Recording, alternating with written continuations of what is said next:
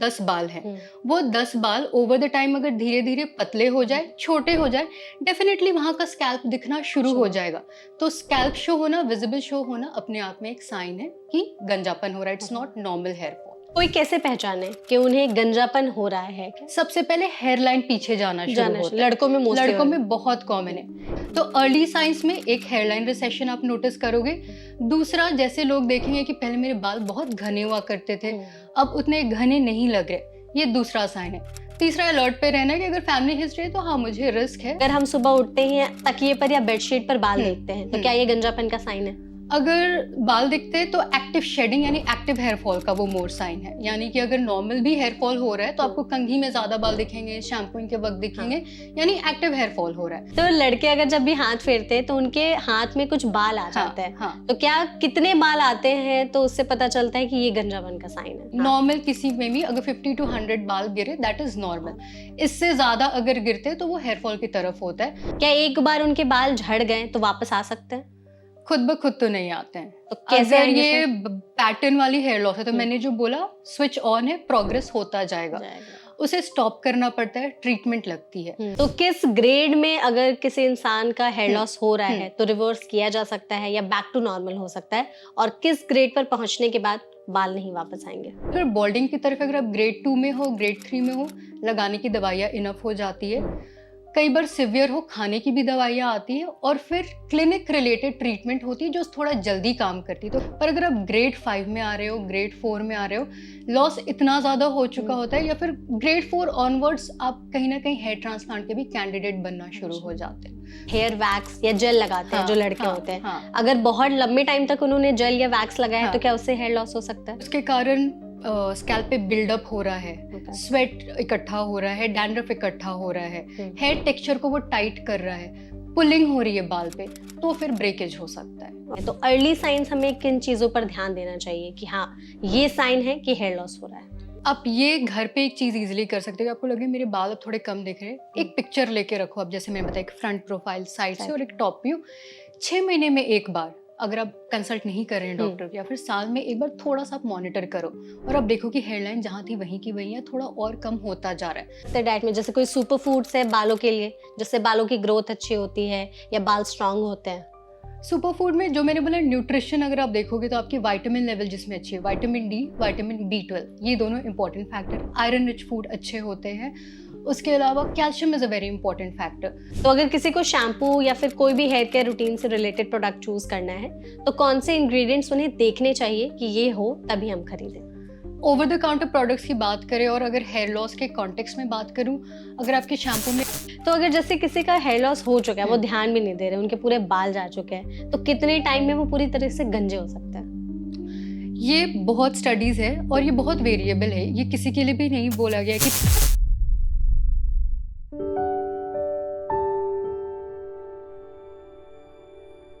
आपको पता है इंडिया में 30 साल की उम्र तक आते आते जितने भी लड़के होते हैं उन्हें उनमें से जो 30% लोग होते हैं वो हेयर थिनिंग का शिकार हो चुके होते हैं, और 50 तक की एज तक में तो जितने इंडियन मेन होते हैं उनमें से 80% लोगों को बॉल्डनेस का रियलिटी चेक मिल चुका होता है।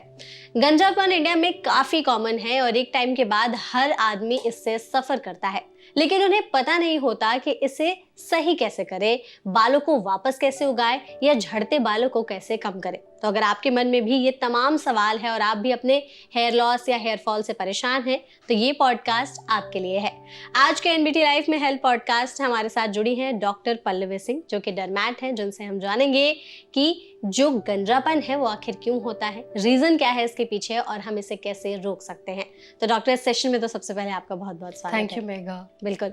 डॉक्टर, आप ये बताइए कि हम अभी एक स्टैट्स की ही बात कर रहे थे कि इंडिया में 30% मेन जो हैं वो 30 की उम्र तक हेयर थिनिंग फेस करते हैं। बिल्कुल, हाँ। आपके घर के जो मेन हैं क्या उनके साथ भी सेम प्रॉब्लम है? मेरे 2 भाई हैं, हाँ। दोनों के बाल उड़ रहे, एक लेट 20s में, एक अर्ली 30s में। लेट 20s में? यस। अब क्या रीजन हो सकता है?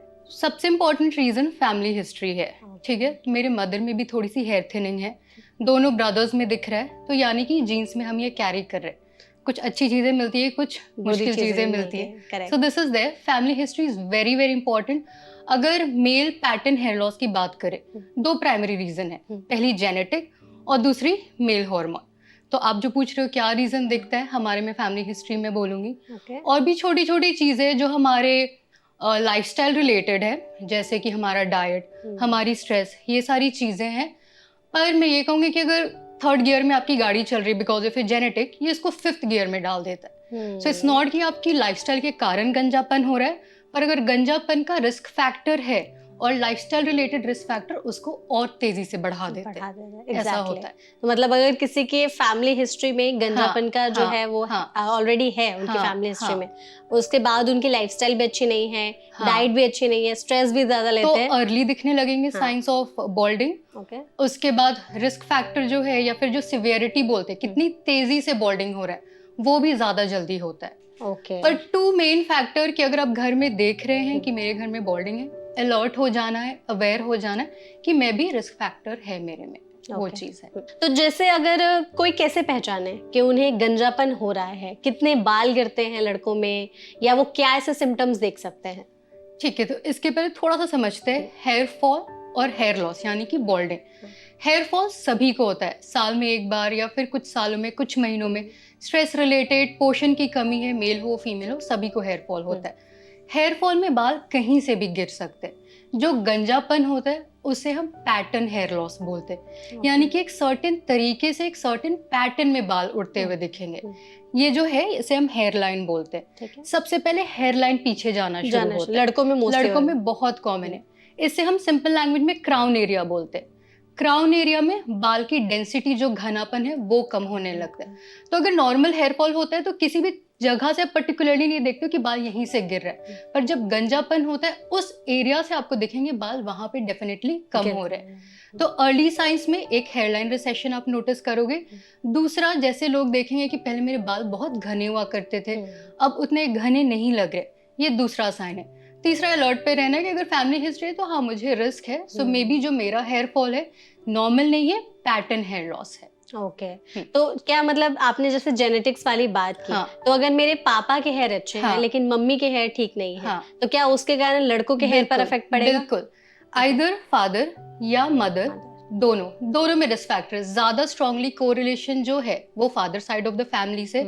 तो ना कि सिर्फ फादर, ग्रैंडफादर में हुआ, चाचा जी में हुआ, अंकल्स में हुआ, mother side of the family मामा जी में हुआ, कजिन्स में हुआ, जीन्स रन कर रहे हैं। तो इन सब में अगर आपको देख रहे हैं कि काफी लोग अफेक्टेड है, तो यानी कि आप में भी सिमिलर जीन्स है, सिमिलर रिस्क है। वो समझना है। तो अगर जैसे किसी ने देख लिया कि उनके बाल बहुत ज्यादा गिर रहे हैं, या पर्टिकुलर सिर्फ इस एरिया से गिर रहे हैं, इस एरिया से बाल झड़ रहे हैं, तो उसके बाद उनका पहला स्टेप क्या होना चाहिए?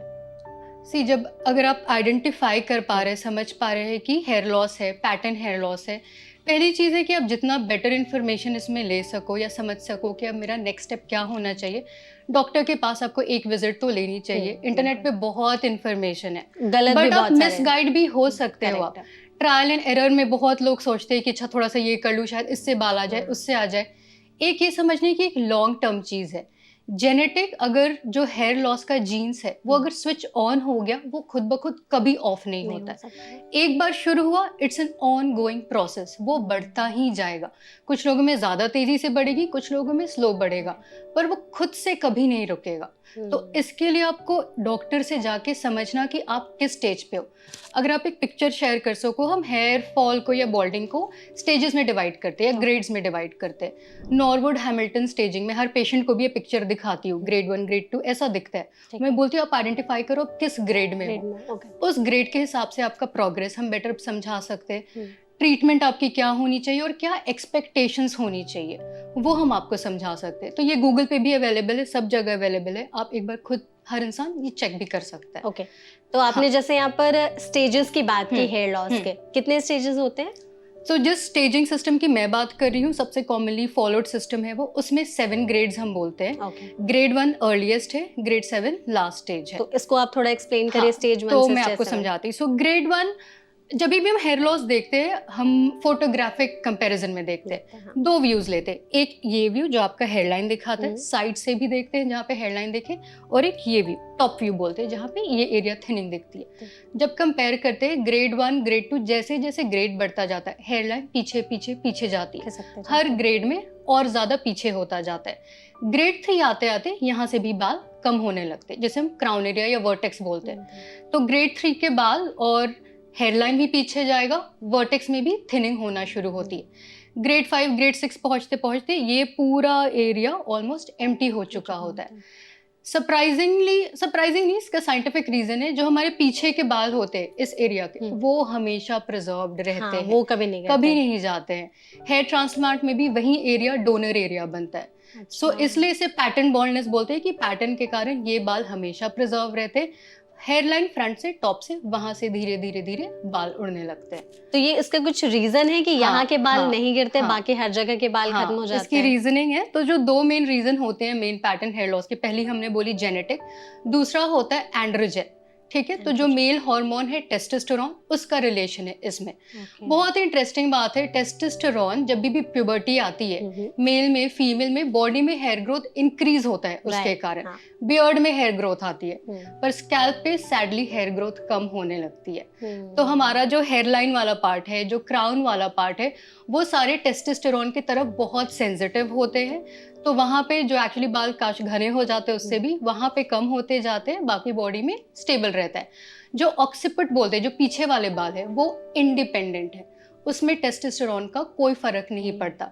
इसलिए बाद में भी अगर उस बाल को वहां से उठा के हम गंजेपन वाले एरिया में डालते हैं, ट्रांसप्लांट करते हैं, तो वो सरवाइव कर जाते हैं for long term. This is the main reason. मतलब बनावट ही ऐसी है शरीर की कि वहां के बाल निकलेंगे नहीं। क्योंकि लड़कों के साथ मेन प्रॉब्लम ये रहती है कि जैसे अगर उन्होंने अपनी बॉडी के किसी और ऑर्गन को शेव किया, लेट्स सपोज अंडर आर्म शेव किया, पैरों को या चेस्ट को शेव किया या फिर बियर्ड शेव की, तुरंत बाल आ जाएंगे। लेकिन एक बार बाल झड़ने शुरू होते हैं तो फिर वो जल्दी नहीं आते हैं, क्योंकि वो सेम हार्मोन वहां पे थोड़ी सी अलग चीज कर रही है। इस कारण से ये नहीं सोचना चाहिए कि आप में हार्मोन का लेवल अब नॉर्मल है, टेस्टोस्टेरोन का है, कुछ भी। ये जस्ट ऐसा है क्योंकि जेनेटिक रिस्क है, आपके वहां के बाल थोड़े ज्यादा सेंसिटिव है उस हार्मोनल लेवल पे, और वो फॉल ऑफ हो रहे हैं, शेड ऑफ हो रहे हैं। तो जब भी जो हम हेयर फॉल वर्सेस हेयर गंजापन की बात करते हैं, very important word is hair thinning. Hair का एक सर्टेन थिकनेस होती है, एक सर्टेन लेंथ होता है जो नॉर्मल हेयर में दिखती है।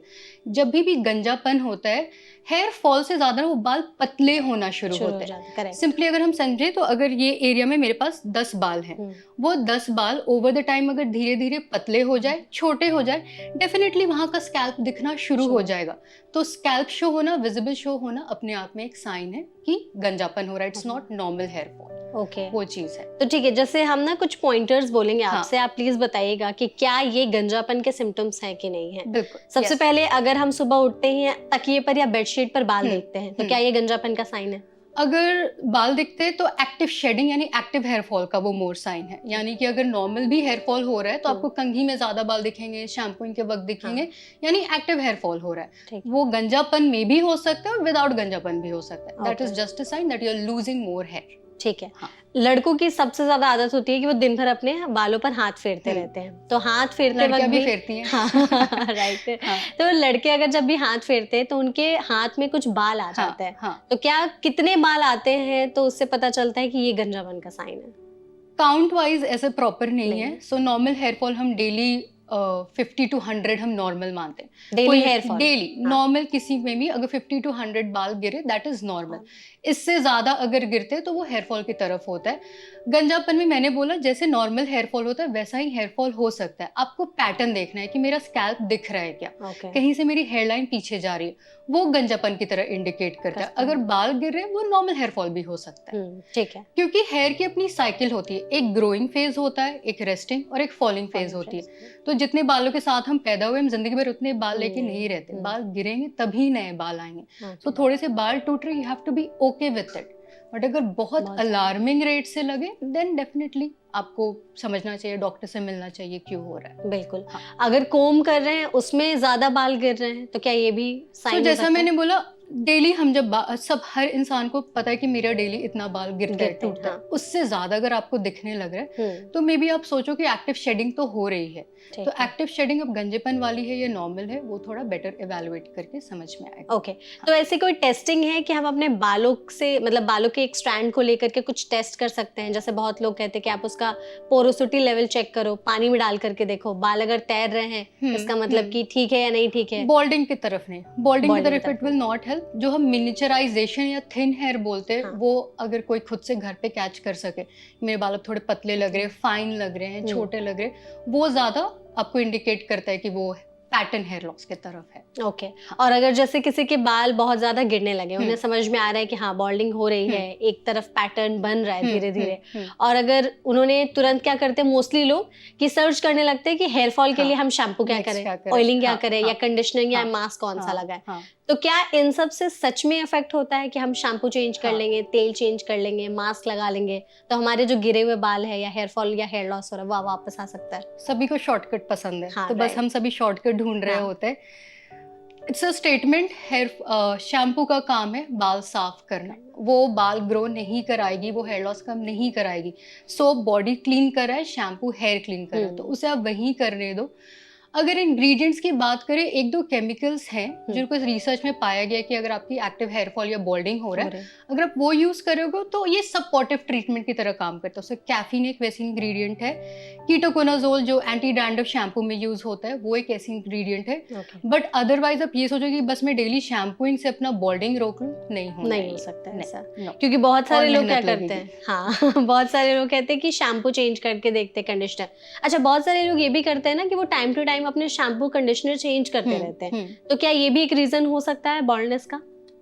नहीं, not necessarily. Shampoo hair clean करा, अगर आपको आपके हेयर ऑयली लग रहे हैं, टेक्सचर डिफरेंट लग रहा है, वो शैम्पू के कारण हो सकता है कि बाल ज्यादा ड्राई लग रहे हैं, बाल अच्छी क्लीन नहीं हो रही, चिपचिपी लग रही, then your shampoo is responsible. पर ओवरऑल बॉल्डिंग के लिए नहीं होता है। नहीं, ठीक है। और अगर जैसे आपने 7 स्टेजेस बताए, पैटर्न बताया लड़कों में कि ये ऐसे पैटर्न होता है झड़ने का, क्या एक बार उनके बाल झड़ गए तो वापस आ सकते हैं? खुद ब खुद तो नहीं आते हैं। तो कैसे अगर ये पैटर्न वाली हेयर लॉस है तो मैंने जो बोला स्विच ऑन है, प्रोग्रेस होता जाएगा। उसे स्टॉप करना पड़ता है, ट्रीटमेंट लगती है। तो जब भी कोई भी बॉल्डिंग का पेशेंट मेरे पास आता है, मैं बोलती हूँ हमारा गोल 2 है। पहले तो आप जिस स्टेज पे हो, हमें उस स्टेज पे आपको रोकना है। कि अगर आप ग्रेड 2 पर आए हो तो कुछ भी नहीं करोगे, आप कुछ साल में ग्रेड 3 पे जा सकते हो, ग्रेड 4 पे जा सकते हो। We have to make sure stable रहे वो, या फिर जो तेजी से बढ़ रहा है वो स्पीड कम हो जाए, पहली चीज। दूसरा, रीग्रोथ की तरफ। तो इसके लिए ट्रीटमेंट है, काफी ओल्ड ट्रीटमेंट्स है, न्यू ट्रीटमेंट है, बहुत ही रिसर्च भी हो रही है, और ये ट्रीटमेंट है वेरी टाइम टेकिंग। ऑनेस्टली समय तो बहुत लगता है, कमिटेड होना पड़ता है, साल का टाइम देना पड़ता है दवाइयों को काम करने में। पर एक बार अगर काम कर गया, यू स्टिक टू इट, और वो आपकी स्लो कर देगी, प्रोग्रेशन स्लो हो जाएगा। रिवर्सल से बेटर में बोलेंगे इम्प्रूवमेंट डेफिनेटली होता है। तो जितने भी हेयर लॉस या जितने सिवियर स्टेज में आए होगे आप, बेटरमेंट जरूर हो जाएगा। पर मैं किसी ग्रेड 3 वाले को मैं नहीं बोलूंगी कि ग्रेड 1 में मैं आप तुरंत पहुंच जाओ, नहीं, वैसा नहीं हो सकता। Reversal, more than reversal, we talk about improvement. Okay, तो किस ग्रेड में अगर किसी इंसान का हेयर लॉस हो रहा है तो रिवर्स किया जा सकता है या बैक टू नॉर्मल हो सकता है, और किस ग्रेड पर पहुंचने के बाद बाल नहीं वापस आएंगे? तो ये जो ग्रेड 2 है ना, ग्रेड 2 में बस हमें हेयरलाइन थोड़ी सी पीछे होते दिखती है। नॉर्मली टीनेज में, प्यूबर्टी में थोड़ा सा हेयरलाइन रिसेशन नॉर्मल है, सभी को होता है। अगर कोई अपनी 10 साल की एज वाली फोटो देखे और मे बी 25 साल में देखे, बॉल्डिंग ना भी हो रही हो, हेयरलाइन थोड़ी सी पीछे जाती है, so that is okay, except that, वो होगा। पर अगर बॉल्डिंग की तरफ अगर आप ग्रेड 2 में हो, ग्रेड 3 में हो, लगाने की दवाइयाँ इनफ हो जाती है। कई बार सिवियर हो, खाने की भी दवाइयाँ आती है, और फिर क्लिनिक रिलेटेड ट्रीटमेंट होती है जो थोड़ा जल्दी काम करती है। तो अगर सिवियरिटी है तो अगर मैं ट्रीटमेंट के बारे में बताऊँ, PRP है, GFC है, एक्सोसोम्स है, मल्टीपल ट्रीटमेंट्स है, वो जल्दी रीग्रोथ लाने में आपका हेल्प करते हैं, और फिर दवाइयाँ मेंटेन करने में, सस्टेन करने में वो काम कर देती है।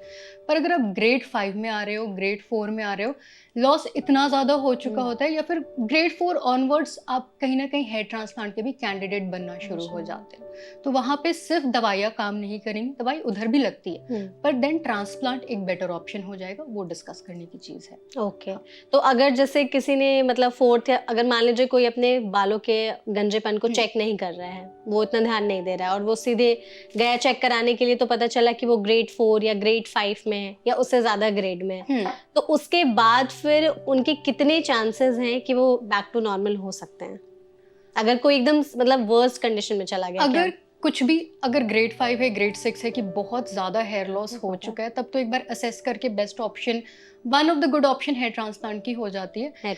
लेकिन आप एक ऐसी स्टेज पे हो कि आपके जो हेयर रूट से हेयर फॉलिकल्स है, विजिबल है, बाल पतले हैं, और आपने कभी कोई ट्रीटमेंट नहीं लिया, तो मेडिकल ट्रीटमेंट स्टार्ट करना, उसकी ट्रायल देना, इट्स इम्पॉर्टेंट। फिर वेरी गुड ट्रीटमेंट पीआरपी और जीएफसी जो होती है, जो आपके खुद की बॉडी से आपका ब्लड लेते हैं, उसी का रिच पार्ट हम दोबारा से स्कैल्प पे डालते हैं, बाल उसे कंज्यूम करती है, ग्रो बैक करती है। These are the good treatments to try for, specially आप जब ग्रेड 3 में हो या फिर टुवर्ड्स ग्रेड 4 हो। अच्छा रिस्पॉन्स आता है, क्विक रिस्पॉन्स आता है। सो अगर आप शुरू में, कोई भी नहीं चाहता कि मैं जाते ही ट्रांसप्लांट करा लूँ, अगर कुछ भी नहीं कराया है, डेफिनेटली इन चीज़ों को आप ट्राई करो। अगर आपको रिस्पॉन्स आ रहा है तो आप मेंटेन कर सकते हो इसी को थ्रू आउट। पर लग रहा है कि 6 महीने तक कर लिया, 7-8 महीने तक कर लिया, तब मोडालिटी चेंज करने की बारी आ जाती है। ओके, तो कुछ ऐसे चीजें हैं क्या वो हेयर लॉस का कारण बन सकती हैं? प्लीज उसके बारे में आप बताइएगा। सबसे पहले तो क्या शैम्पू के कारण हेयर लॉस हो सकता है? शैम्पू के कारण नहीं, अगर स्कैल्प बहुत ऑयली है, स्कैल्प में बहुत डैंड्रफ है, इचिंग हो रही है, रेडनेस है थोड़ी स्कैल्प में, तो वो साइन देता है कि स्कैल्प थोड़ी सी इरिटेटेड है। तो अगर बॉल्डिंग की रिस्क है और स्कैल्प में इरिटेशन हो रहा है तो ज़्यादा जल्दी बाल गिर सकते हैं। वो एक अपने आप में रिस्क फैक्टर है, तो वो शैम्पूइंग के कारण नहीं होगा। अगर डेली ऑयलिंग कर रहे हो, ऑयलिंग इज नॉट बैड, पर अगर डैंड्रफ है, इचीनेस और उस पर और तेल लगा रहे हो, स्कैल्प इरिटेट होगा। और ऑयलिंग मसाज के वक्त कमजोर बाल गिरते हैं, तो अपने आप में साइकोलॉजिकली लगता है कि मेरे बाल और ज्यादा टूट रहे हैं, तो वो एक चीज है। तो विगरसली उस समय मसाज अवॉइड करो आप, अगर हेयर शेडिंग हो रही है तो। ठीक है। और अगर बहुत सारे लोग होम रेमेडीज ट्राई करते हैं, तो क्या जैसे अंडा लगाना, एलोवेरा जेल लगाना या मेहंदी लगाना, इन सब के कारण भी हेयर लॉस हो सकता है अगर किसी को सूट ना किया तो? नहीं, हेयर लॉस डायरेक्टली तो नहीं होगी। अगेन, अगर इन चीज़ों के कारण आपका स्कैल्प इरिटेशन हो रहा है, स्कैल्प इरिटेशन आप आराम से पिक कर सकते हो घर पे भी, कि बहुत इचिंग होने लगी अगर इन चीज़ों को लगाकर, रेडनेस होने लगी, तो स्कैल्प इरिटेट है। इरिटेटेड स्कैल्प में हेयर फॉल की टेंडेंसी है। अदरवाइज डायरेक्टली मेहंदी लगाना या फिर जो अंडे लगाना आप कर सकते हो if you like it, but वो ट्रीटमेंट या क्योर नहीं है। ठीक है। बहुत सारे लोग काफी ज्यादा जैसे हेयर वैक्स या जेल लगाते हैं, जो लड़के होते हैं, अगर बहुत लंबे टाइम तक उन्होंने जेल या वैक्स लगाया है तो क्या उससे हेयर लॉस हो सकता है? अगेन, अगर उसके कारण स्कैल्प पे बिल्डअप हो रहा है, स्वेट इकट्ठा हो रहा है, डैंड्रफ इकट्ठा हो रहा है, हेयर टेक्सचर को वो टाइट कर रहा है, पुलिंग हो रही है बाल पे, तो फिर ब्रेकेज हो सकता है। पर again, not directly related to balding, वही है कि गियर 3 को गियर 4, गियर 5 में वो थोड़ा पुश कर सकता है। ओके। ड्राई शैम्पू का कॉन्सेप्ट आजकल काफी ज्यादा ट्रेंड में है, तो लड़के अगर ड्राई शैम्पू भी रेगुलर बेसिस पे यूज करते हैं तो उससे भी हेयर लॉस हो सकता है? अगेन, आई वुड से नथिंग इज डायरेक्टली रिलेटेड, उसे मैं नहीं बोलूंगी। जस्ट आइडेंटिफाई स्कैल्प थोड़ी इरिटेटेड है, या फिर एक मैं चीज़ बोलूँगी, जैसे कि अगर बहुत टाइट हेलमेट पहनना, बहुत टाइट कैप पहनना, हेयर पे अगर पुल आ रहा है, पसीना उन चीज़ों के चलते जमा हो रहा है, इचिंग डैंड्रफ हो रही है, तो हेयर फॉल हो सकता है। तो मतलब हेलमेट और टोपी पहनने के कारण भी हेयर लॉस हो सकता है? अगर बहुत टाइट है तो, अगर आप शैम्पू नहीं कर रहे हो, पसीना इकट्ठा हो रहा है, इचिंग डैंड्रफ हो रही है, तो हेयर फॉल हो सकता है। ओके। और जो लोग बहुत ज्यादा हेयर ट्रीटमेंट्स कराते हैं, जैसे स्पा, केराटिन, स्मूथनिंग वगैरह कराते हैं जो लड़के, तो क्या spa is okay. Spa is just deep conditioning की तरह होती है, कि शैम्पू किया, डीप कंडीशन किया, it's a feel good treatment, वो आप करा सकते हो। केराटिन और स्मूथनिंग, इन चीज़ों का लॉन्ग टर्म साइड इफेक्ट तो है, वो हेयर टेक्सचर को थोड़ा सा वीक करते हैं, तो हेयर ब्रेकेज होने के तो चांसेस होते हैं। ओके। तो फ्रीक्वेंटली नहीं कराना चाहिए। एब्सोल्यूट नो मैं नहीं बोलूँगी, but don't make it a habit. Okay. और जो लड़के बहुत ज्यादा हेयर स्टाइलिंग करते हैं, जैसे ब्लो ड्राई करना या फिर बालों में अलग अलग टाइप के स्टाइलिंग कराने के लिए बहुत सारे हीट वाले प्रोडक्ट्स यूज करना, उससे हेयर लॉस हो सकता है? हीट इज डैमेजिंग, हीट पे आपका हेयर टेक्सचर खराब होता है, तो हेयर टूटेंगे, टेक्सचर खराब होगा, ब्रिटल हो जाते हैं। रूट से एज सच में भी हीट से नहीं गिरेंगे, बट इट्स नॉट गुड। तो डेली बेसिस पे heat treatment is not good for the hair. Okay. और जो आजकल बहुत सारे हेयर सीरम्स आते हैं, तो क्या उन्हें भी लगाने से हेयर लॉस हो सकता है? नहीं, अगर आप सीरम इसलिए लगा रहे हैं कि आपका हेयर का टेक्सचर स्मूथ रहे, तो हेयर लॉस नहीं, एक्चुअली वो हेल्प करती है, क्योंकि कंडीशनिंग की तरह काम करती है। सो सीरम इज एब्सोल्युटली ओके। पर कभी भी इन चीज़ों को आप ट्रीटमेंट या क्योर के तरीके से मत देखना कि मेरे बाल गिर रहे तो मैं सीरम लगा लूंगा तो बाल टूटना रुक जाएंगे। पर अगर फ्रिजी बाल है, आप उस पर सीरम लगा रहे हो, वो हेल्प करेगी, तो आपकी टेक्सचर अच्छी रहेगी बाल की। ठीक है। तो इसी पर आते हैं एक बार, जैसे बहुत सारे लोगों के साथ यही प्रॉब्लम होती है कि अगर उनका हेयर लॉस हो रहा है तो वो एक्सटर्नल फैक्टर्स पे ज्यादा ध्यान देने लगते हैं, कि हम शैम्पू चेंज कर लेते हैं, सीरम्स लगा लेते हैं या कोई ऑयल लगा लेते हैं, लेकिन लेकिन इसके अलावा जहां तक मेरी नॉलेज है, इंटरनल फैक्टर्स पर ध्यान देना जरूरी है। आपको अपनी डाइट, लाइफस्टाइल, स्ट्रेस सही करनी होती है। तो अगर किसी का हेयर लॉस हो रहा है तो आज से ही वो अपने लाइफस्टाइल में क्या चेंजेस लाएं कि उसको या तो वहीं रोक दे या रिवर्स कर सके। लाइफस्टाइल मॉडिफिकेशन 3-4 चीजें जो आपके कंट्रोल में है लाइफस्टाइल फैक्टर में। एक तो न्यूट्रिशन, पोषण, vitamin D, very important for hair growth. Vitamin D, vitamin D okay, आपका डाइट प्रोटीन और आयरन में रिच होना चाहिए, वो हेल्प करेगा। स्मोकिंग, अल्कोहल से किसी का फायदा नहीं हुआ है, वर्सन करती है, डेफिनेटली वर्सन करती है। स्ट्रेस और हेयर फॉल का रिलेशन ये है कि जब हेयर फॉल होता है तो उसे देख के स्ट्रेस होता है, स्ट्रेस होता है तो और हेयर फॉल होता है, और ये चक्कर चलता रहता है। तो यहाँ पे अगर आप कंट्रोल कर सकते हो, और stress is not just mental stress, मैं बहुत टेंस हूँ तो बाल गिर रहे, फिजिकल स्ट्रेस भी। अगर आप अचानक बहुत डाइट करोगे वो बॉडी के लिए फिजिकल स्ट्रेस हो जाता है। आपकी रूटीन, आपका ट्रैवल बहुत बढ़ जाएगा, बहुत बीमार हो जाओगे आप, वो भी बॉडी के लिए फिजिकल स्ट्रेस है। Any type of stressful situation, उसमें भी बाल हेयर फॉल होती है। तो इस चीज को अगर आप अपने साइड से कंट्रोल कर सकते हो, डेफिनेटली इसमें हेल्प होगा। सो लाइफस्टाइल फैक्टर्स मेनली डाइट पे आप क्या काम कर सकते हो, स्ट्रेस रिलेटेड आप उस पर कितना काम कर सकते हो, एंड हाँ, मोस्टली दीस स्मोकिंग, अल्कोहल, जैसे मैंने बताया। ठीक है, तो अगर आज हम, जैसे आजकल का एक टर्म है ग्रीन फ्लैग और रेड फ्लैग, तो अगर हम जानना चाहें कि हेयर लॉस के लिए ग्रीन फ्लैग क्या है और हेयर लॉस के लिए रेड फ्लैग क्या है, तो आप 5 ग्रीन फ्लैग और 5 रेड फ्लैग बताना चाहें तो। I have to think. Hair loss के लिए ग्रीन फ्लैग क्या है, यानी कि क्या नहीं करने से हेयर लॉस, मतलब क्या हेयर लॉस नहीं होगा, right, which is good for your hair. तो जो फैक्टर हमारे कंट्रोल में नहीं है, जेनेटिक्स हमारे तो कंट्रोल में नहीं है, वो चीज़ तो हम रूल आउट कर देते हैं। पर आपकी डाइट, एज आई सेड, वो इम्पोर्टेंट है। और क्या खा सकते हैं डाइट में, जैसे कोई सुपर फूड्स है बालों के लिए जिससे बालों की ग्रोथ अच्छी होती है या बाल स्ट्रांग होते हैं? सुपर फूड में जो मैंने बोला न्यूट्रिशन, अगर आप देखोगे तो आपकी विटामिन लेवल जिसमें अच्छी है, विटामिन डी, विटामिन B12, ये दोनों इंपॉर्टेंट फैक्टर है। आयरन रिच फूड अच्छे होते हैं। उसके अलावा calcium is a very important factor. तो कहीं ना कहीं आपका जो कंप्लीट मील है उसमें प्रोटीन हो और ये सारे विटामिन मिनरल्स हो, इट मेक श्योर कि आपका हेयर हेल्थ अच्छा होता है। बायोटिन एक बहुत ही हेविली मार्केटेड प्रोडक्ट है, बट ऐसा नहीं है कि बायोटिन गमीज लेंगे तो बाल बहुत अच्छे हो जाएंगे। बायोटिन की डेफिशिएंसी इतनी कॉमन भी नहीं होती है। एक्टिव शेडिंग है, कुछ टाइम के लिए आप सप्लीमेंट ले सकते हो, but again it's very easily available, तो लगता है वो खा लेंगे तो चला जाएगा। So I would say gummies would be probably a red flag. Okay, red flag, या फिर थोड़ा मिड लाइन में हो जाएगा। ओके, ठीक है। सेकेंडली, अपने मेंटल एंड फिजिकल हेल्थ पे, दैट विल डेफिनेटली आपके स्किन हेल्थ पे, आपके हेयर हेल्थ पे इसका इम्पैक्ट दिखता ही दिखता है। और ये दिस इज समथिंग कि आपके डॉक्टर नहीं, आप खुद ब खुद ज़्यादा कंट्रोल कर सकते हो। करेक्ट। दूसरी चीज़ ये होगी। तीसरी चीज़, आइडेंटिफाई करना कि ये मेरा नॉर्मल हेयर फॉल है या फिर मेरी हेयर लॉस पैटर्न में है।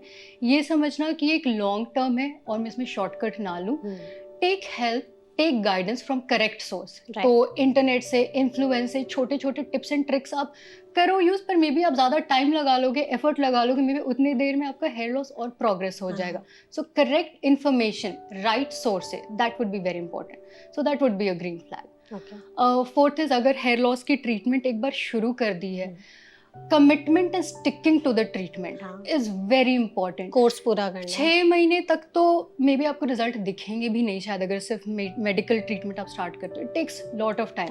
पर एक बार रिजल्ट दिख जाता है, आप उस पर स्टिक करोगे, वो सस्टेन होता है। तो फ्रस्ट्रेट होकर कि कुछ भी काम नहीं कर रहा है, छोड़ दूँ, शॉर्टकट अपना लूँ, इट विल नॉट हैपन। तो वो कम्युनिकेशन, वो अंडरस्टैंडिंग बहुत ज़रूरी है। And fifth, acceptance would be important. आप जिस भी स्टेज में हैं, यू नो कि it can get better. Don't have unrealistic goal कि मैं ग्रेड 6 में, मुझे ग्रेड 1 में ही जाना है। बेटर करें, इम्प्रूव करें, और अपने साइड से जो भी आप कर सकते हैं। सो एक्सेप्टेंस इज वेरी इंपॉर्टेंट। तो डॉक्टर, आपने ये रेड फ्लैग्स और ग्रीन फ्लैग्स तो बता दिए हमें, ये भी बताइए कि अगर किसी का हेयर लॉस हो रहा है या स्टार्ट होने वाले हैं तो अर्ली साइंस हमें किन चीज़ों पर ध्यान देना चाहिए कि हाँ, ये साइन है कि हेयर लॉस हो रहा है? पैटर्न, अगर पैटर्न आप पिक कर सकते हो, that is the first sign जो आपको उसमें इंडिकेशन दे। बाल जितने घने थे उतने घने नहीं दिख रहे हैं, that is the first sign. और ओवरनाइट ये चीज़ें नहीं होती हैं, टाइम लगता है, पर आप ये घर पे एक चीज़ इजीली कर सकते हो। आपको लगे मेरे बाल अब थोड़े कम दिख रहे हैं, एक पिक्चर लेके रखो आप, जैसे मैंने बताया, एक फ्रंट प्रोफाइल साइड से और एक टॉप व्यू।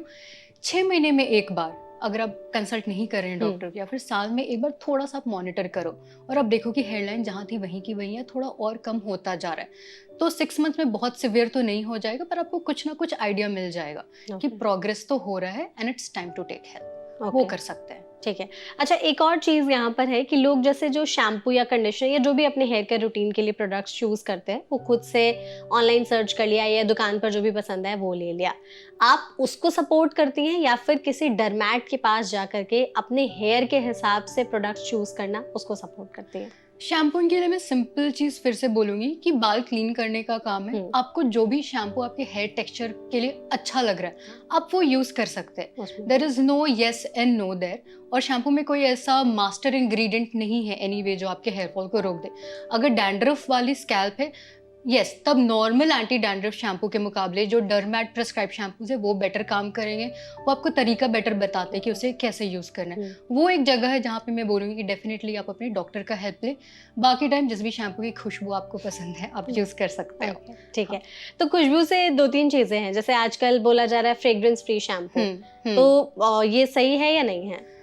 फ्रेग्रेंस फ्री से ज़्यादा आई थिंक सल्फेट फ्री और पैराबेन फ्री Okay. शैम्पूज के मामले में कॉस्मेटिक में fragrance free cosmetic definitely it is a good thing. Okay, fragrance अपने आप में थोड़ी सी कई लोगों में एलर्जन पाया गया है तो वो थोड़ा इरिटेट कर सकता है स्किन को, इसलिए हम फ्रेग्रेंस फ्री प्रोडक्ट प्रेफर करते हैं। सल्फेट फ्री अगेन कुछ बहुत बड़ा फायदेमंद नहीं है। सल्फेट कई बार बालों को क्लीन करने में हेल्प करता है, झाग बनाता है। झाग बनाता है। तो डेली बेसिस पे अगर आप सल्फेट फ्री शैम्पू यूज करोगे, मे बी स्कैल्प क्लीन ही ना हो, हाँ, तो सल्फेट क्रिमिनल नहीं है, उसे बहुत ज्यादा क्रिमिनलाइज कर दिया गया है। करेक्ट। पैराबेन फ्री, यस, हाँ, पैराबेन फ्री प्रोडक्ट्स तो I would also advice for. Okay, तो अगर किसी को शैम्पू या फिर कोई भी हेयर केयर रूटीन से रिलेटेड प्रोडक्ट चूज करना है, तो कौन से इंग्रेडिएंट्स उन्हें देखने चाहिए कि ये हो तभी हम खरीदें?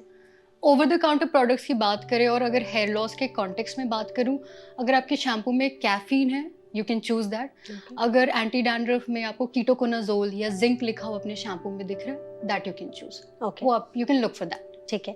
डैंड्रफ से ये भी बताइए कि क्या डैंड्रफ ज्यादा होने की वजह से भी हेयर लॉस हो सकता है? हो सकता है, क्योंकि डैंड्रफ ऑटोमेटिकली आपके स्कैल्प को इरिटेट करता है। इरिटेशन होती है, स्वेटिंग होता है, तो उससे हेयर ब्रेकेज या हेयर फॉल की टेंडेंसी बढ़ जाती है। ओके, तो बॉल्डिंग तो नहीं होगी पर हेयर शेडिंग डैंड्रफ के कारण बढ़ता है। तो dandruff control is very important to maintain hair health. ठीक है। कोई और डिजीज है जिसकी वजह से बॉल्डिंग या हेयर लॉस की प्रॉब्लम लड़कों में देखी जा सकती है? एक बहुत कॉमन कंडीशन जो इंडियन मेन में उतना नहीं है, विमेन में है, थायराइड डिसऑर्डर। ओके, तो थायराइड से काफ़ी कोरिलेशन पाया गया है, वो भी एक ऑटोइम्यून कंडीशन है। सो अगर हेयर लॉस की इशू है, थायराइड की इशू है, तो वो ज़्यादा स्पीड से होगी। तो मेक श्योर आपका थायराइड लेवल कंट्रोल में है, उसके लिए दवाइयाँ चल रही, वो एक कंडीशन है। ओके, तो क्या इम्यूनिटी जिन लड़कों में वीक है उनमें भी हेयर लॉस की प्रॉब्लम या बॉल्डनेस की प्रॉब्लम हो सकती है? वीक इम्यूनिटी थोड़ी ब्रॉड टर्म हो जाती है। अगर आप ये बोलोगे कोई बीमार पड़ गया, उस टाइम भी इम्यूनिटी वीक हो जाती है। हेयर फॉल होगा उस टाइम, न्यूट्रिशन अच्छी नहीं है तो भी थोड़ी इम्यूनिटी वीक हो जाएगी, हेयर फॉल होगा। बाल के बॉडी के लिए हेयर इंपॉर्टेंट नहीं है, तो जब भी हम स्ट्रेसफुल कंडीशन में जाते हैं उस टाइम हेयर ग्रोथ रुक के जो भी इंपॉर्टेंट चीज़ें हैं, न्यूट्रिशन सप्लाई वहाँ चला जाता है। तो जब भी रिकवरी होती है तो आप देखोगे इलनेस के बाद, डाइटिंग के बाद, विमेन में प्रेगनेंसी के बाद हेयर फॉल बहुत कॉमन होता है। So this is a part and parcel of it. पर वो हेयर वापस आ जाते हैं, वो हो गया नॉर्मल हेयर फॉल। जो बॉल्डिंग में हो रहा है, जो बाल गए हैं, वो खुद ब खुद वापस नहीं आते हैं। ओके, तो बॉल्डिंग क्या सीजन के हिसाब से भी होती है? No. जैसे कि अगर मतलब मॉनसून में या विंटर्स में ज्यादा बाल गिर रहे हैं तो? वो नहीं। आपके normal hair fall, hair shedding की मौसम में ज्यादा बाल गिरेंगे और वो आ जाएंगे, 3 महीने वापस आ लगे, जाएंगे। 6 महीने लगे, बॉल्डिंग नहीं। ठीक है, पर बॉल्डिंग में भी नॉर्मल हेयर फॉल हो सकता है। ऐसा नहीं कि जो लोग बॉल्ड हो रहे हैं उनमें नॉर्मल हेयर फॉल नहीं होगा। उस टाइम आपकी बॉल्डिंग और ज्यादा स्पीड से बढ़ जाएगी, ये चीज होगा। ओके, ठीक है। बहुत सारे जैसे आजकल प्रोडक्ट्स मार्केट में अवेलेबल है कि आप अनियन वाला शैम्पू यूज कर लो या फिर आप रीठा, आंवला, शिकाकाई वाले शैम्पूज यूज कर लो, तो इससे आपका हेयर लॉस रुक जाएगा, या इसमें हमारे इतने सारे हर्बल इंग्रेडिएंट्स डले हुए हैं तो आप इसको लगाओ तो आपका हेयर फॉल रुक जाएगा, आपके जो गिरे हुए बाल है वो वापस आ जाएंगे। तो ये सच है क्या? इससे वापस आ सकते हैं इस तरह के शैम्पू से बाल या नहीं? एक चीज है ना कि जब भी हम नेचुरल रेमेडीज की बात करें, लोग बहुत खुश होते हैं यूज करने में, क्योंकि लगता है नेचुरल है तो साइड इफेक्ट नहीं है। हाँ। हम ये ज्यादा नहीं सोचते कि वाकई इफेक्ट भी है या नहीं है। Correct. तो जितनी भी नेचुरल रेमेडीज है ना, इन पे स्टडीज या प्रूफ या एविडेंस उतना नहीं है। मैं इनको टोटली कैंसिल नहीं कर रही हूँ, पर क्योंकि हमारे पास एविडेंस बेस नहीं है, उसके लिए फॉर बोलना is not an good idea. हमारे पास कई सारी मेडिकेशंस है जिस पे बहुत एविडेंस स्टडीज है, तो अगर मुझे कुछ यूज़ ही करना है, मुझे टाइम एंड एफर्ट देना है, मैं उस चीज़ को ज़्यादा प्रमोट करूँगी। अनियन के बारे में I think the best thing is कि आप अनियन को काट के अपने भाजी पे डालो और वैसे खाओ। उसका जूस निकाल के बाल पे लगाना है, that's a better use of onion. Exactly, कर सकते हो। ठीक हाँ। है। ट्रीटमेंट्स पर आते हैं जी। अगर जैसे किसी का गंजापन शुरू हो चुका है या स्टेज 1 से लेकर स्टेज 7 तक वो किसी में भी अगर रिलाई करता है वो, तो फिर उसका ट्रीटमेंट कैसे किया जाता है? क्या क्या ट्रीटमेंट ऑप्शंस अवेलेबल हैं? सिर्फ दवाई है या फिर कोई क्रीम दी जाती है या सीधे हेयर ट्रांसप्लांट? तो इसको हम थोड़ा सा डिवाइड करते हैं सेक्शन में। जब ट्रीटमेंट होता है, एक होता है मेडिकल ट्रीटमेंट, एक होता है मिनिमल इन्वेजिव या फिर क्लिनिक बेस्ड ट्रीटमेंट, और एक होता है सर्जिकल ट्रीटमेंट। स्टार्टिंग में सबसे जो गोल्ड स्टैंडर्ड है वो आपका मेडिकल ट्रीटमेंट है, जिसकी नाम है मिनॉक्सिडिल। सबसे पुरानी दवाई, टाइम टेस्टेड, आज के डेट में भी it is considered gold standard. तो किसी भी डर्मेटोलॉजिस्ट के पास आप जाओगे, डिपेंडिंग आप किस ग्रेड स्टेज पे, वो आपको जनरली मिनॉक्सिडिल रेकमेंड करते हैं। ओवर द काउंटर भी अवेलेबल है मेडिकेशन। सो पहले तो वो है। उसके बाद खाने की भी दवाइयाँ आती हैं। तो जो हम एंड्रोजन लेवल की बात कर रहे थे, जो सेंसिटिविटी की बात कर रहे थे, कुछ दवाइयाँ हैं जो उस चीज़ पर काम करती हैं, वो खाने के टैबलेट्स होते हैं। उसके बाद इन क्लिनिक ट्रीटमेंट होती है, बहुत ऑप्शंस है। पीआरपी जैसे मैंने बोला, आपका ब्लड लेते हैं, उसका रिच पार्ट स्कैल्प में वापस डालते हैं, बाल उससे ग्रो कर जाते हैं। और अगर ब्लड भी में उनके प्रॉब्लम है तो उतना मैटर नहीं करेगा। अगर न्यूट्रिशनल डेफिशिएंसी में भी आप वो करेक्ट, तो डेफिनेटली करना चाहिए। पर प्लेटलेट रिच प्लाज्मा ये होता है कि जब हमारे ब्लड में जो प्लेटलेट का कंपोनेंट है, उसमें बहुत सारे ग्रोथ फैक्टर्स हैं। हमने किया क्या, आपके ब्लड से आपका प्लेटलेट अलग किया और वो रिच पार्ट को दोबारा स्कैल्प पे डाला, तो बॉडी उसे बेटर कंज्यूम करता है, हेयर रूट उसे बेटर कंज्यूम करके ग्रो बैक कर जाता है। ठीक है। उसके बाद जीएफसी है, सिमिलर टू पीआरपी, उसे हम ग्रोथ फैक्टर कॉन्सेंट्रेट बोलते हैं। जैसे पीआरपी मेथड वगैरह सब कुछ सेम होता है, पर एफिकेसी सुपीरियर है क्योंकि कॉन्सेंट्रेशन ऑफ ग्रोथ फैक्टर्स में ज्यादा हो जाता है। अभी बहुत लेटेस्ट है, स्टेम सेल्स आ गए हैं। सो प्लांट से स्टेम सेल्स आते हैं, ह्यूमन से स्टेम सेल्स आते हैं। तो स्टेम सेल्स सिंपल लैंग्वेज में रीजेनरेट कराते हैं, कुछ भी चीज़ को वापस ग्रो कराने में काफ़ी हेल्प करते हैं। तो स्टेम सेल बेस्ड थेरेपी होती है। एक्सोसोम्स बहुत ही ज़्यादा मेडिकल में, डर्मेटोलॉजी में भी बात हो रही है, स्किन के लिए, हेयर के लिए मिरेकल की तरह। Quite new, quite recent, but it is showing good results. तो वो सबसे लेटेस्ट है। सो ये चार सारी चीज़ें, तो आप स्टार्ट करो मिनॉक्सिडिल से, टैबलेट से, इन क्लिनिक ट्रीटमेंट। इनका ट्रायल किया, नथिंग इज वर्किंग, या फिर आप उस स्टेज पे ऑलरेडी की ग्रेड 6 पर ही आए हो, तब हेयर ट्रांसप्लांट का ऑप्शन है। सो आप किस ग्रेड पे हो, डिपेंडिंग आप ऑप्शंस देखो, कितना किस चीज़ के साथ आप स्टिक कर सकते हो। जैसे मैंने बोला, जो दवाइयाँ लगाने वाली है, खाने वाली है, लंबे टाइम तक यूज़ करना पड़ता है। और मतलब कितने लंबे टाइम तक यूज़ करना होगा? हम बोलते हैं कम से कम 6 महीने से पहले तो आप मत छोड़ना, क्योंकि उससे पहले आपको रिजल्ट्स नहीं दिखेंगे।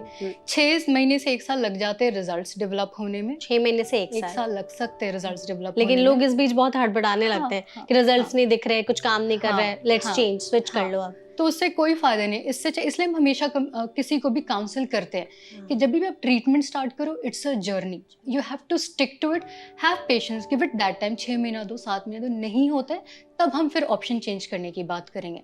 मिनॉक्सिल के साथ एक और मिथ है, बहुत कॉमन दवाई है, जो भी हेयर लॉस के पेशेंट्स है वो गूगल करके ये तो पता लगा लेते। वो यूज इसलिए नहीं यूज करना चाहते, कहते हैं कि अगर हम मिनॉक्सिल छोड़ देंगे तो हमारे बाल गिर जाएंगे वापस से। ये समझने की चीज़ है, बाल गिर रहा है क्योंकि जेनेटिक टेंडेंसी है, इसलिए। मिनॉक्सिल आपने यूज किया तो उसने उसको स्टेबल कर दिया, रोक दिया, सपोर्ट दे दिया। आपने वो सपोर्ट जब वापस हटा दिया, दोबारा से, क्योंकि जेनेटिक टेंडेंसी के कारण बाल एनीवे गिर रहे थे, वो दोबारा गिरना स्टार्ट हो जाएंगे। तो ऐसा नहीं कि आप मिनॉक्सिल पे एडिक्टेड हो गए थे, आपके बाल को एडिक्शन थी इसलिए आपने छोड़ा तो बाल गिर गए। उस मिथ से हटना चाहिए। पर when you start, you have to remember कि एक बार काम कर गया, you can stick indefinitely to it। आप लंबे टाइम तक you can stick to it। तो क्या एक बार दवाइयाँ शुरू हो गई हेयर लॉस की तो लाइफ टाइम खानी होती है? रिजल्ट्स को, रिस्पॉन्स को सस्टेन करने के लिए हाँ, पर ऐसा नहीं कि आपने जितनी दवाइयाँ डे 1 पे शुरू की है वो हमेशा चलेगी, ऐसा नहीं है। शुरू कुछ किया, मे भी चेंज किया, मेंटेनेंस के लिए, सस्टेनेंस के लिए दूसरी दवाइयाँ होंगी, पर मिनिमम थोड़ी सी ट्रीटमेंट सपोर्टिव लगेगी, क्योंकि प्रोग्रेसिव कंडीशन है। कुछ भी नहीं करेंगे तो वो कंडीशन प्रोग्रेस करेगा। किस स्पीड से प्रोग्रेस करता है ये डिफर करता है लोगों में। कुछ लोगों में बहुत जल्दी प्रोग्रेस कर जाएगा, कुछ लोगों में late. All these factors depend करता है कि हम किस टाइप की ट्रीटमेंट आपको प्रेस्क्राइब करते हैं। ओके, तो ये जो ट्रीटमेंट का प्रिस्क्रिप्शन है ये लोगों के एज के हिसाब से देख करके किया जाता है या फिर कौन से स्टेज पर इनका हेयर लॉस है? स्टेज पे भी, सिवियरिटी पे भी, क्योंकि अगर कोई अर्ली 20s में है और हम देख रहे हैं कि वो ग्रेड 3 में ऑलरेडी पहुंच गया, तो हमें ट्रीटमेंट की तरफ थोड़ा ज़्यादा अग्रेसिव होना पड़ेगा।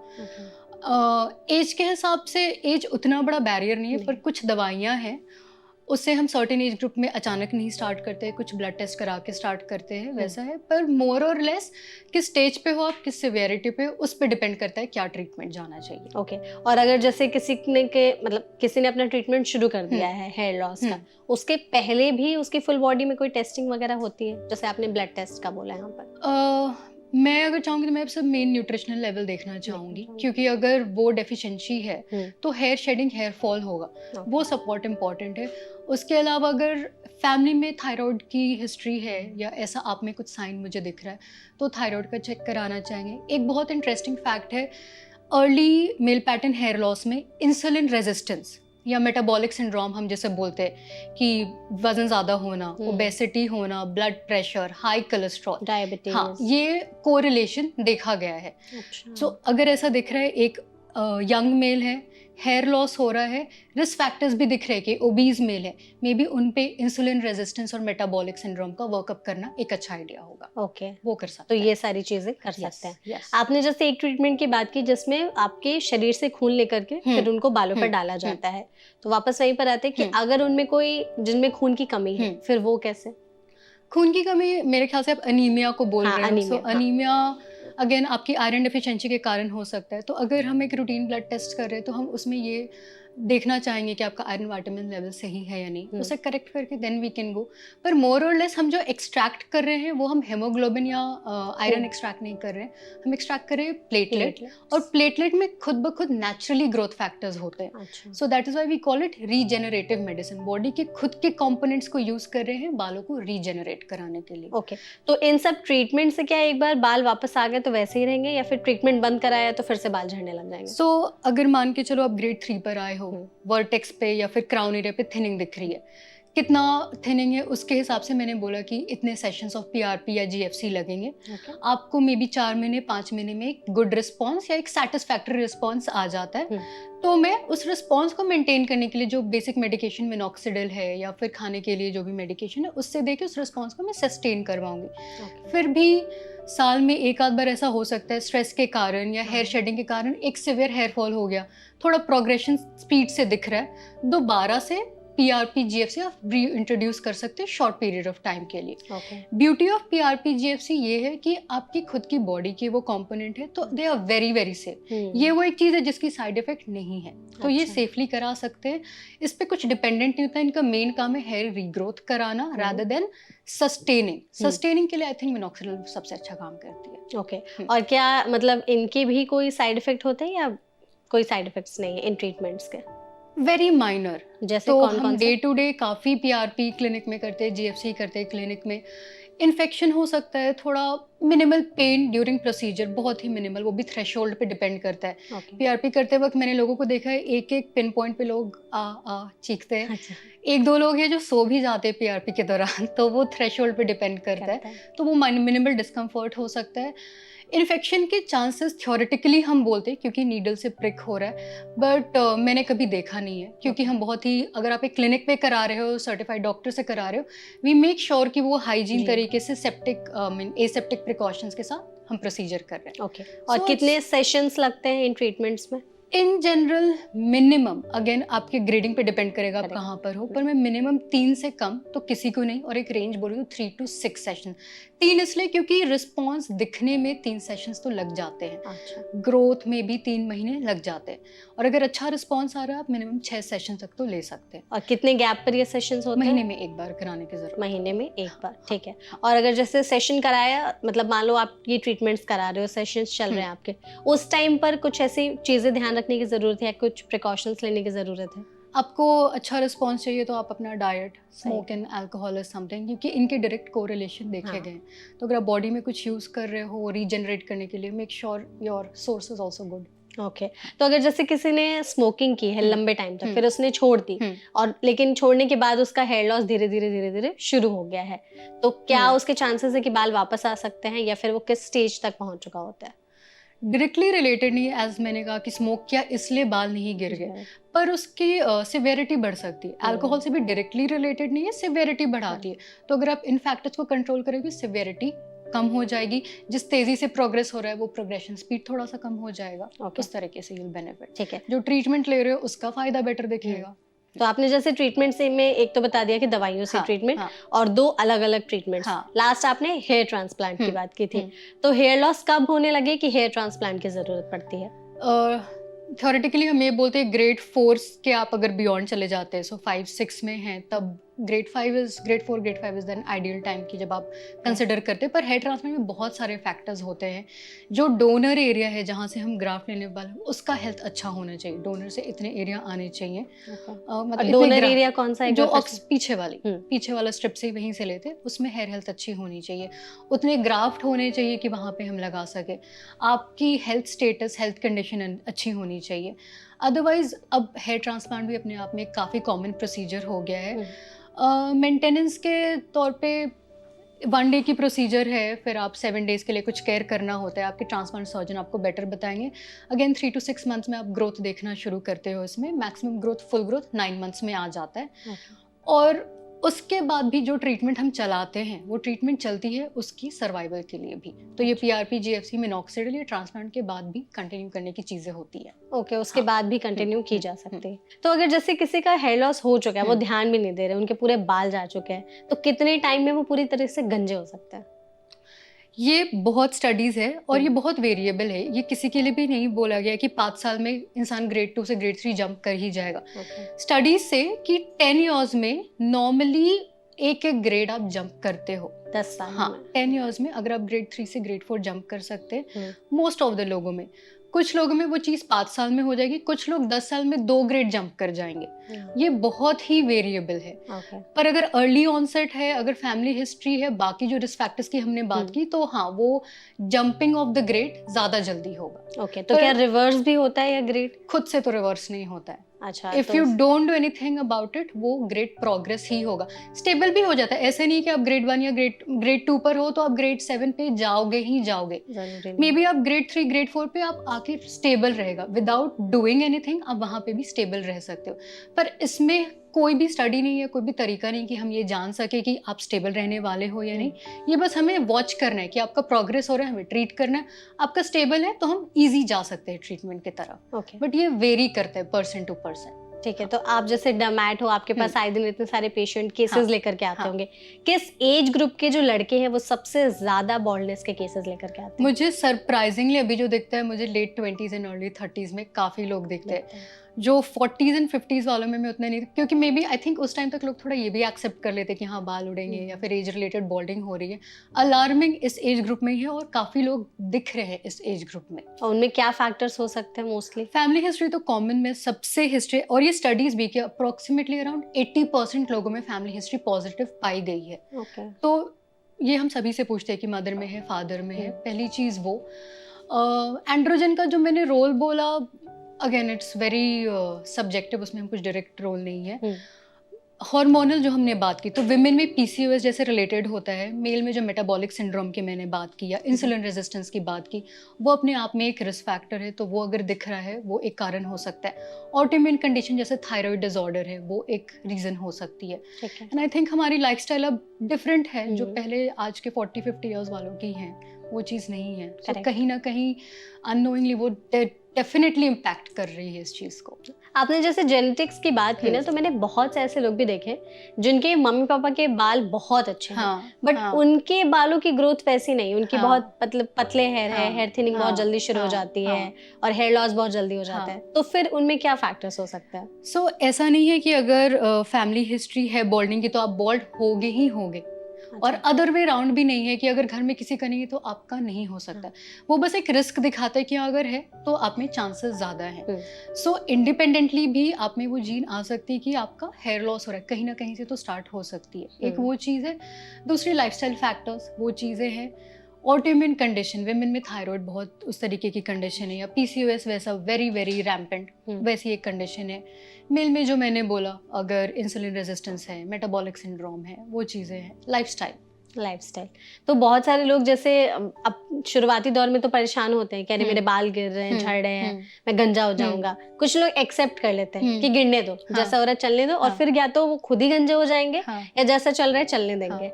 आपने अभी तक इतने सारे केसेस में किस टाइप के मेन ज्यादा देखे हैं, एक्सेप्टेंस वाले कि एक्सेप्ट कर लिया? I think early young age वाले वो थोड़े से रेस्टलेस होते हैं इस मामले में।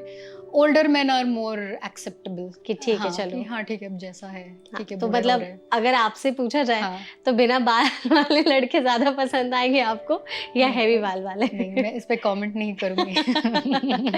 ओके, बायस हो जाना है। यस, करेक्ट, क्योंकि लोगों को ऐसा लगता है कि अगर मेरे बाल, आप ये फैक्टर जो बोल रहे हो साइकोलॉजिकली बहुत इम्पैक्ट करता है। अर्ली एज में, यंग एज में बहुत ही ज्यादा आपकी पर्सनैलिटी, आपके लुक्स को लेके हेयर एक बहुत इंपॉर्टेंट फैक्टर है। तो अगर आप किसी को बस ऐसे हल्के में बोल देना कि तो क्या हो गया, बाल ही तो गिर रहे, तो बड़ी बात नहीं, पर उस इंसान के मेंटल स्टेटस पे ये क्या प्रभाव डाल रहा है, ये पर्सन टू पर्सन वेरी करता है। तो इसे हमें डाउन प्ले नहीं करना चाहिए या फिर अंडर एस्टिमेट नहीं करना चाहिए।